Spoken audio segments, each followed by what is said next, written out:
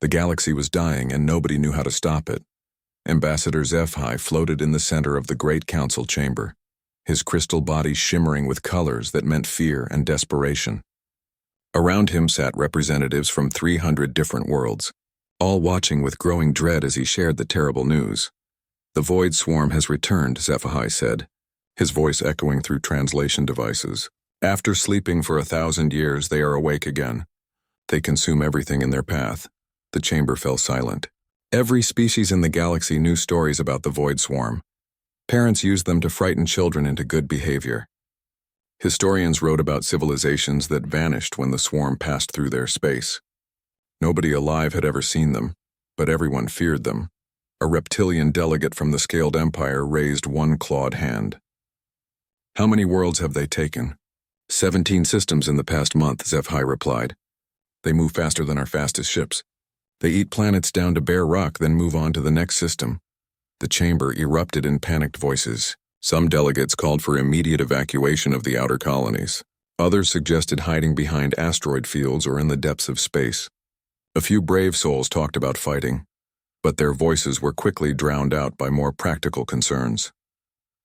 "We need weapons," announced General Vorthak, the military leader of the crystalline forces. "Something that can destroy them before they reach our core worlds."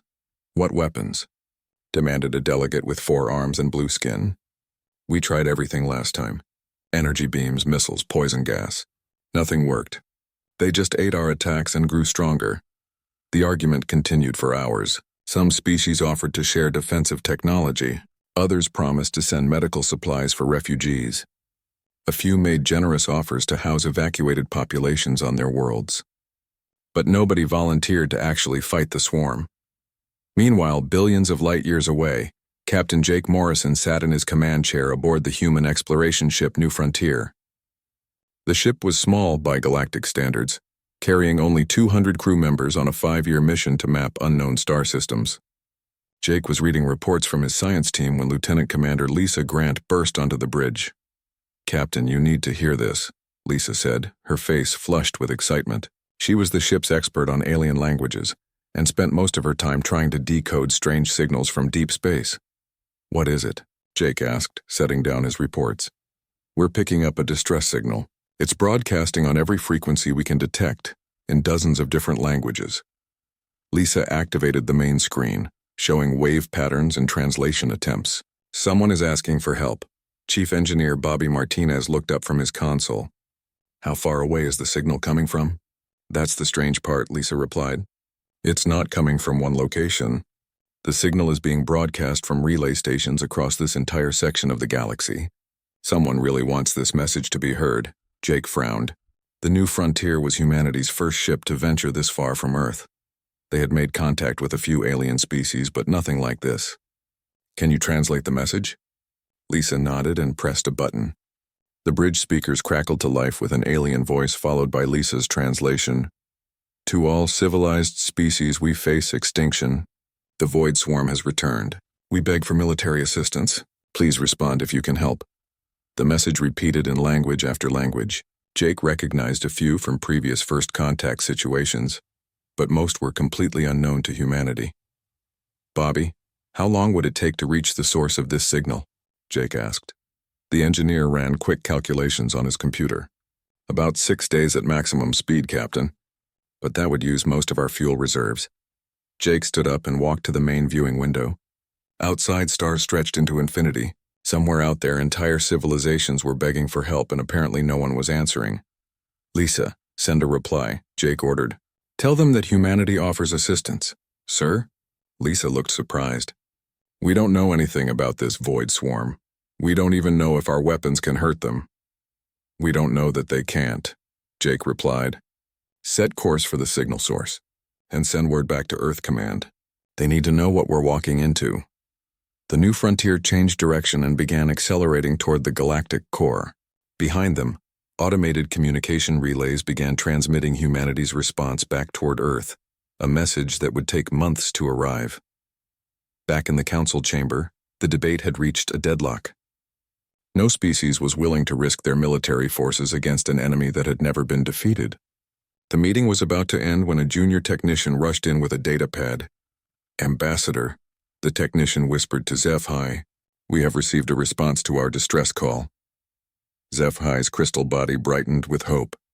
Which species? The Warfleet Empire? The Steel Confederation? Unknown, sir. They call themselves humans. They say they offer assistance. HFY stared at the datapad. In all his years as a diplomat, he had never heard of humans. Are they a military power? Do they control many systems? Our records show no information about them, sir. But they claim to have ships en route to our location. The ambassador looked around the council chamber. 300 species had heard their plea for help. Most had offered sympathy or supplies. Many had wished them luck. But only one had volunteered to actually fight. Prepare quarters for these humans, HFY ordered. And try to find out what kind of beings would volunteer to face the Void Swarm when no one else will. As news of humanity's offer spread through the chamber, the other delegates began whispering among themselves. Some were curious about this unknown species. Others were suspicious of anyone foolish enough to challenge the swarm. But all of them wondered the same thing. What kind of creatures would fly towards certain death when everyone else was running away? The answer, they would soon discover, was Deathworlders. Council Station Harmony was the largest artificial structure in known space, a massive ring of metal and crystal that housed diplomatic missions from across the galaxy. Nothing had prepared its inhabitants for the arrival of the humans. Commander Kate Phillips walked through the station's main corridors with confident steps that echoed off the walls. Behind her followed tactical specialist Ryan Murphy and diplomatic attaché Nina Rodriguez. The three humans moved with an ease that made other species nervous. Most visitors to the station walked carefully, worried about the artificial gravity or the strange atmosphere mix. The humans acted like they owned the place. Atmospheric composition is 21% oxygen, Nina noted, checking her portable scanner. Gravity is 0.8 standard Earth normal. Temperature is 22 degrees Celsius. This is actually more comfortable than most places we've lived. Ambassador HFY floated toward them, his crystal body flickering with patterns that meant welcome and curiosity. Behind him walked General Vorthak, a tall creature covered in metallic scales, and Dr. Kelnshi, whose forearms moved nervously as she approached the humans. Welcome to Harmony Station, HFY said through his translation device. We are grateful that your species answered our call for help. Kate smiled and extended her hand. Commander Kate Phillips representing Earth and the human colonies. We're here to learn about this Void Swarm threat.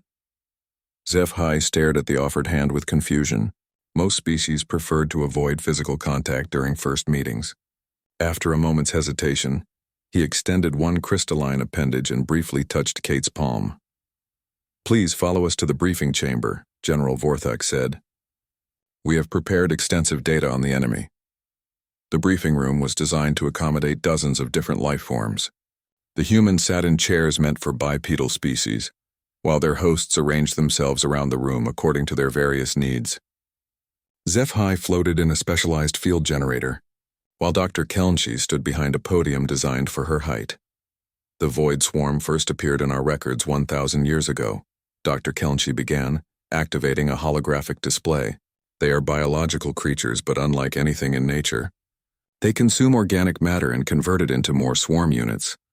The display showed massive, writhing creatures that looked like a cross between insects and nightmares. They moved in coordinated groups, swarming over planets like a disease.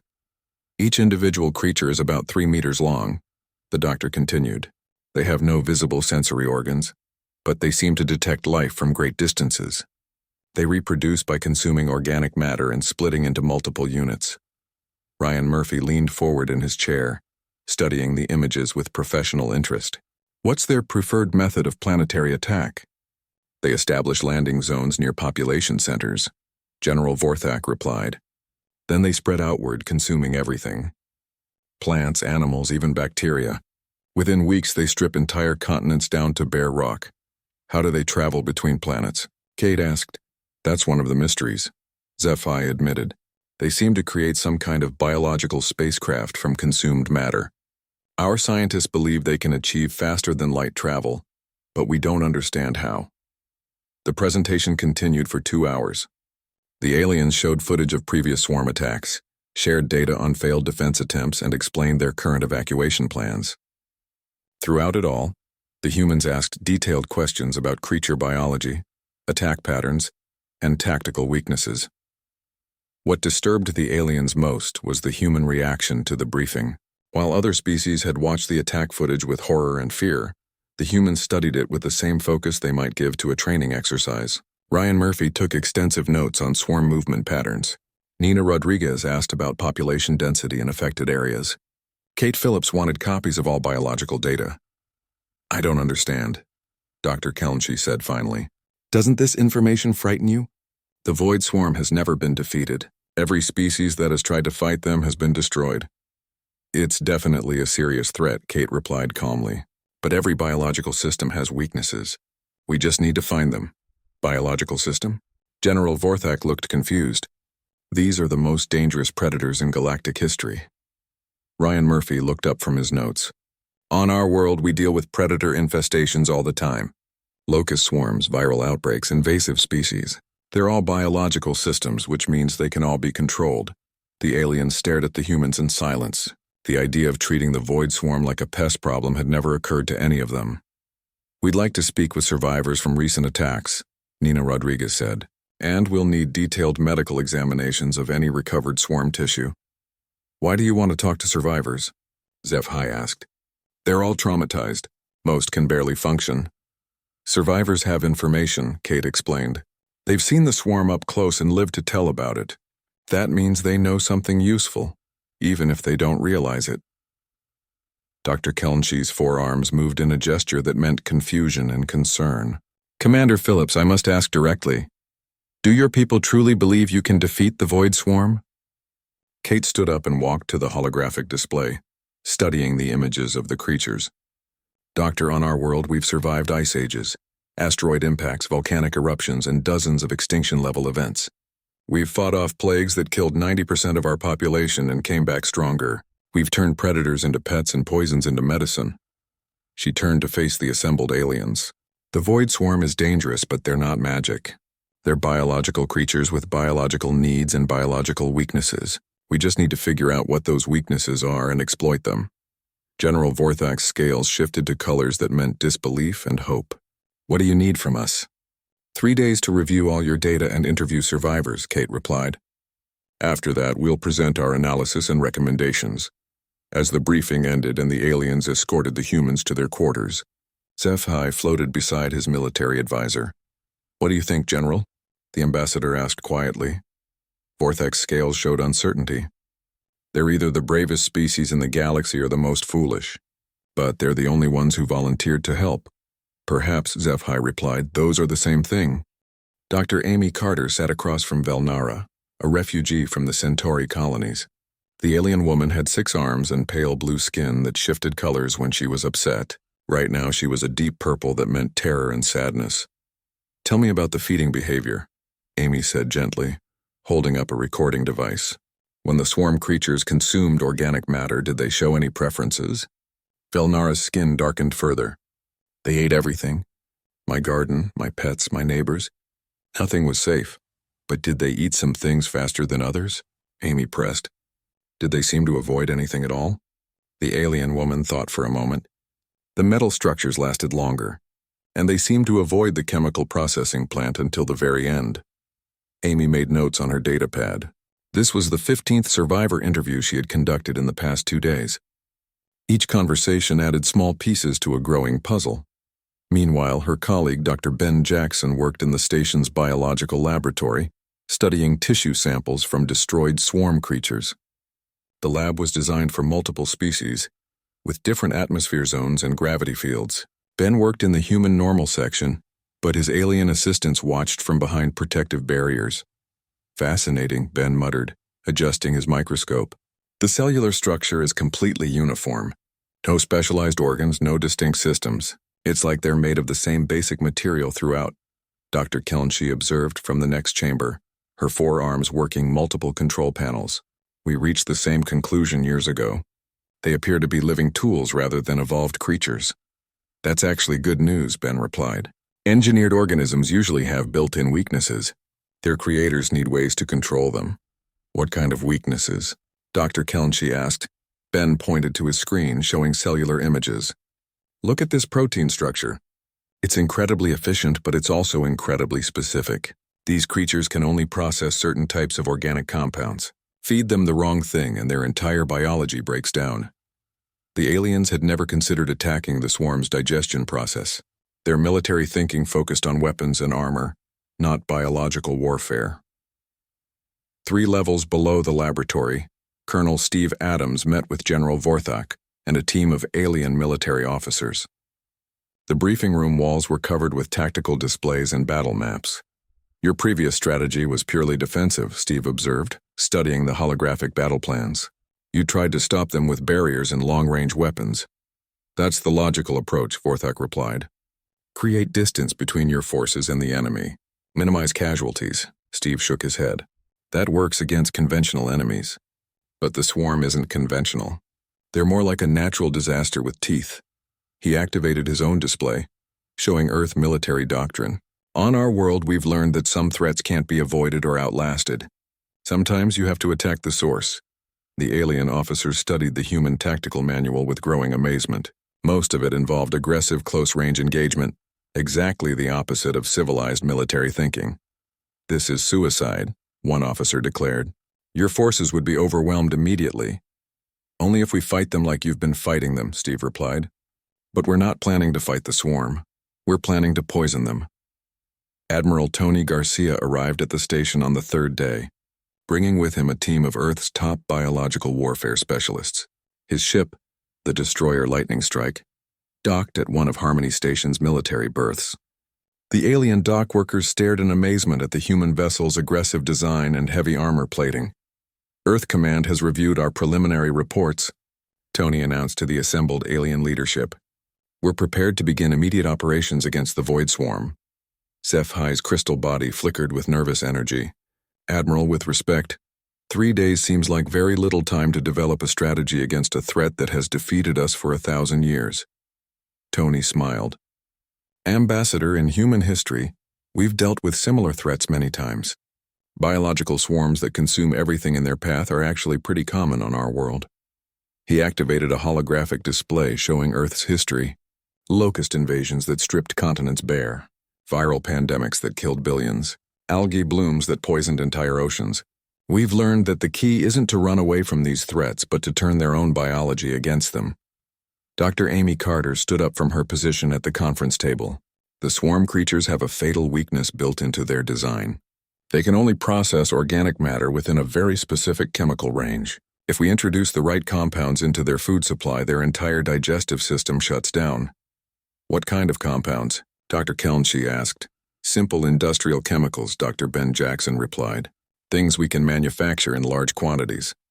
We spray the chemicals on planets before the swarm arrives, and their feeding process becomes toxic to them. The alien representatives looked at each other with expressions of disbelief and hope. You want to poison entire planets? General Vorthak asked. Just the organic surface layer, Amy explained. The chemicals we're proposing break down naturally within a few months. But while they're active, they'll make the swarm sick instead of feeding them.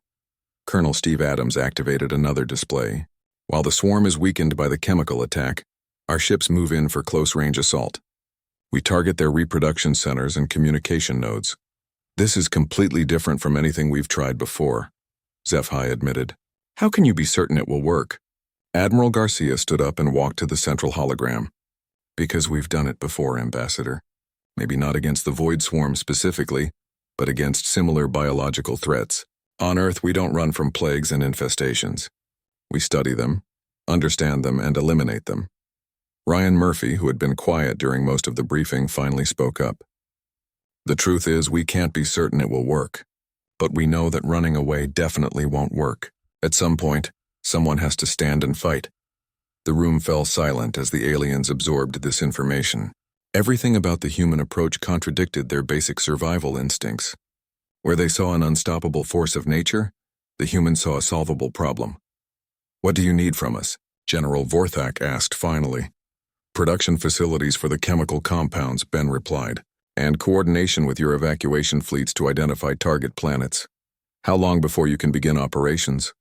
SciFi wanted to know. Admiral Garcia checked his chronometer.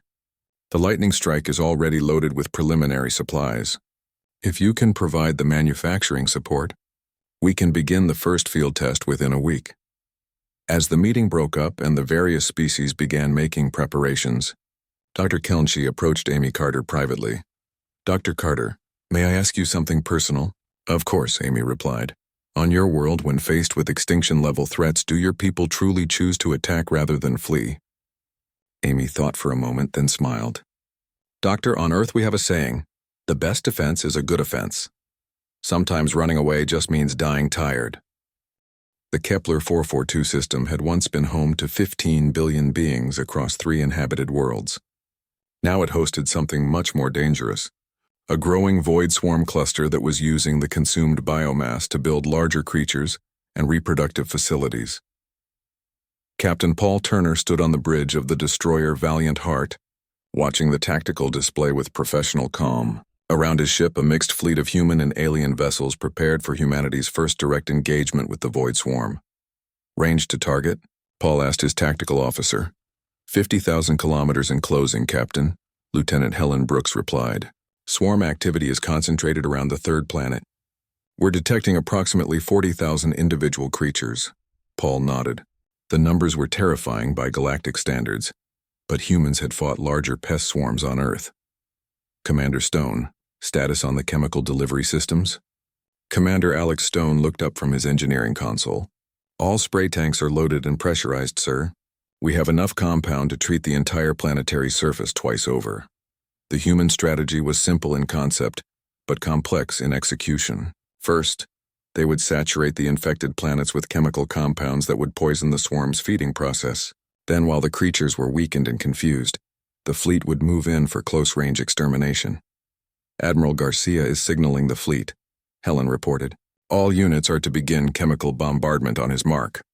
Paul opened a communication channel to the alien ships in his task force.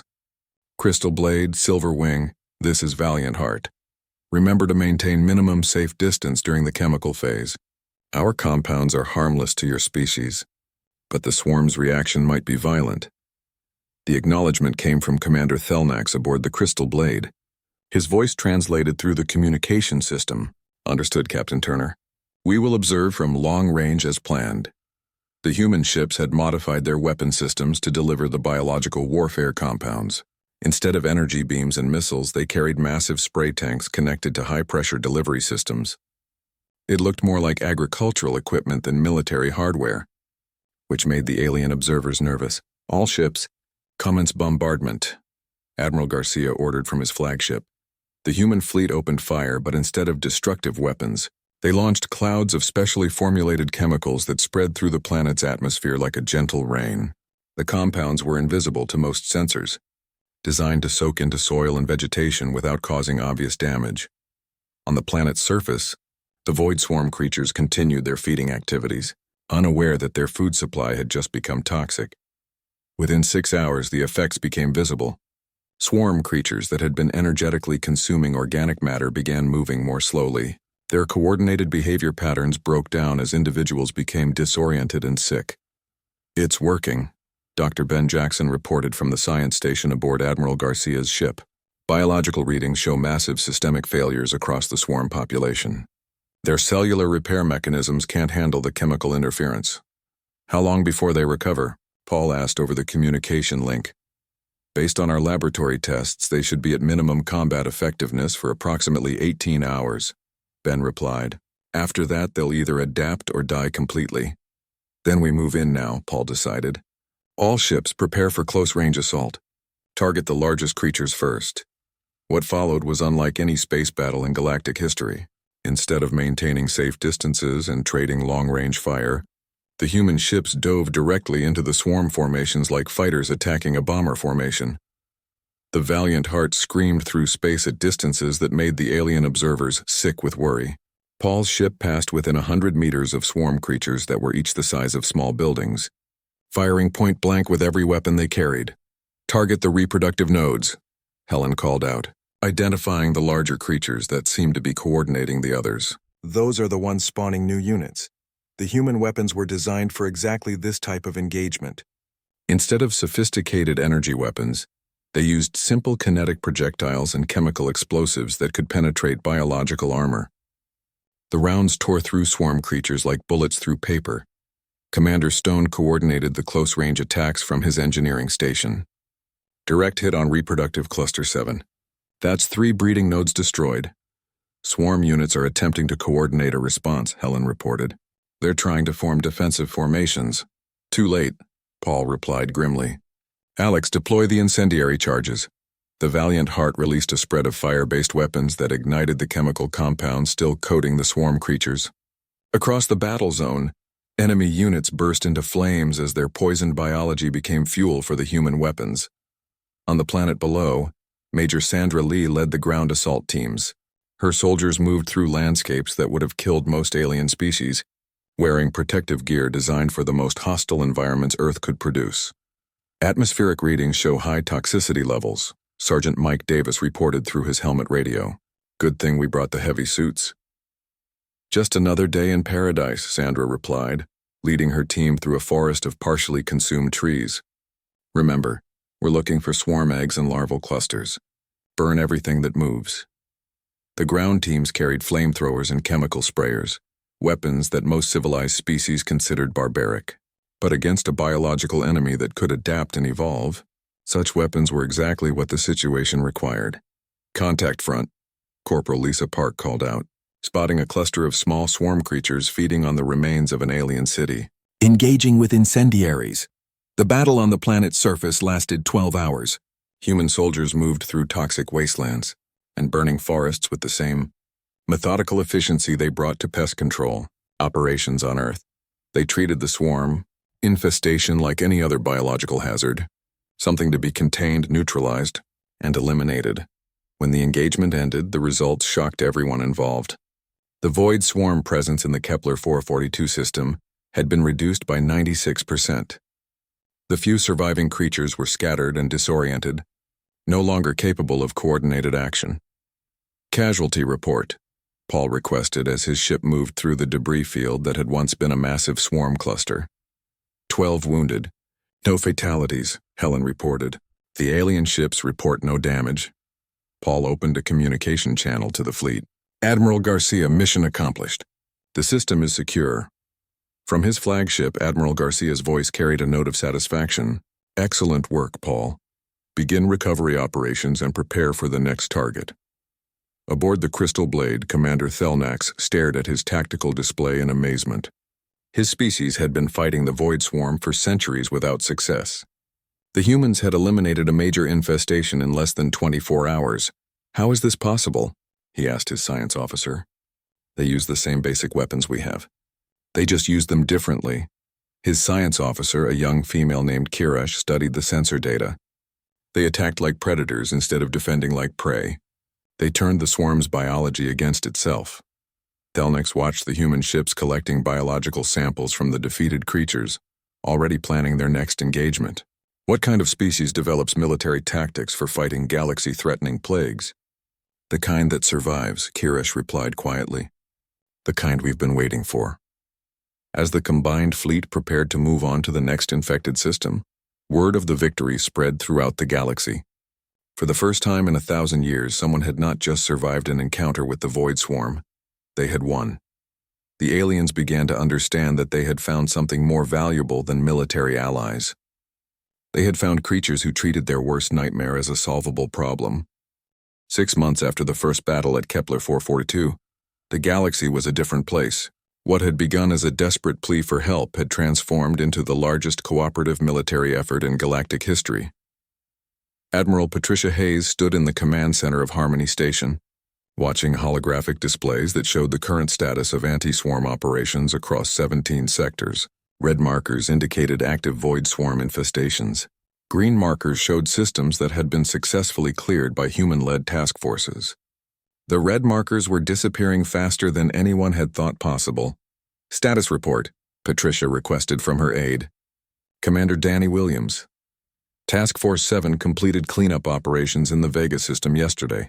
Danny replied, checking his datapad. That brings our total to 43 systems cleared with 0 swarm survivors detected.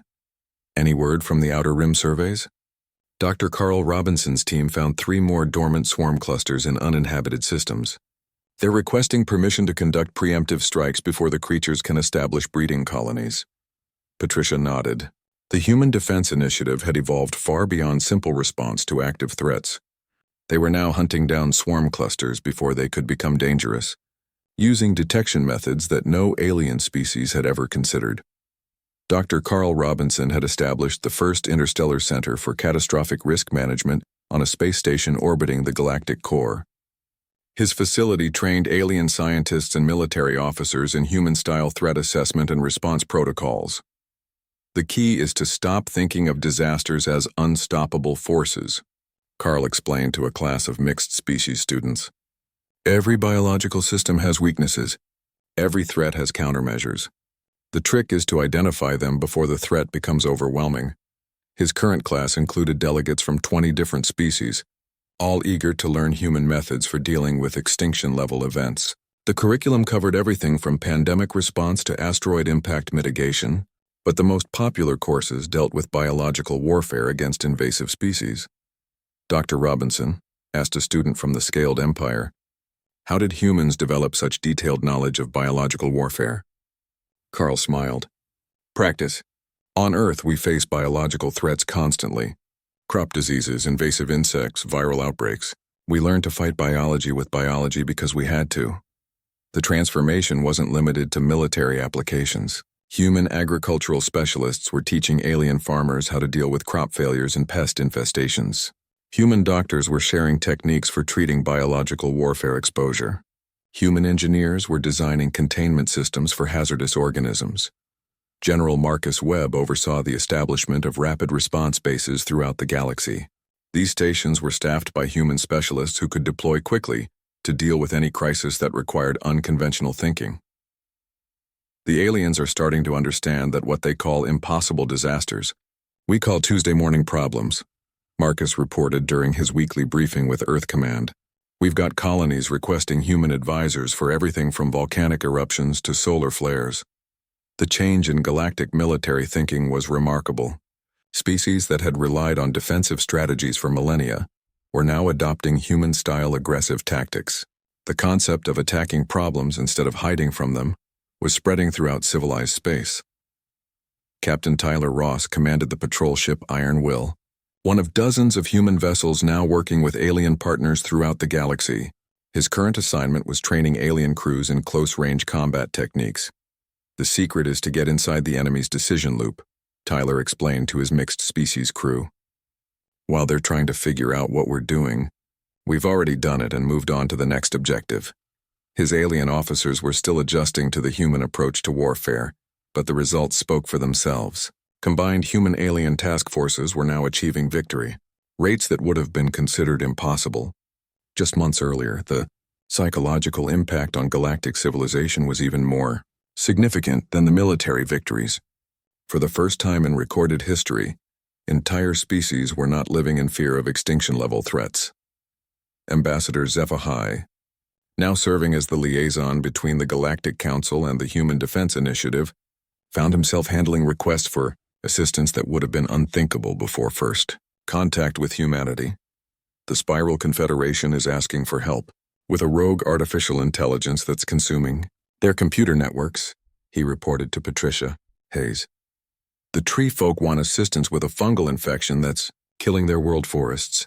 The deep swimmers need advice on dealing with toxic algae blooms in their ocean worlds. Standard protocol applies, Patricia replied. Send specialist teams to each location. If it's a biological or technological threat, we probably have experience dealing with something similar. The most significant change was in how the aliens viewed problems themselves. Where they had once seen insurmountable challenges, they now saw opportunities to apply human-style solutions. The galaxy was learning to fight back against its own disasters. Dr. Amy Carter, now director of the Galactic Biological Threat Assessment Center, received reports from across known space about species that were no longer fleeing from their problems.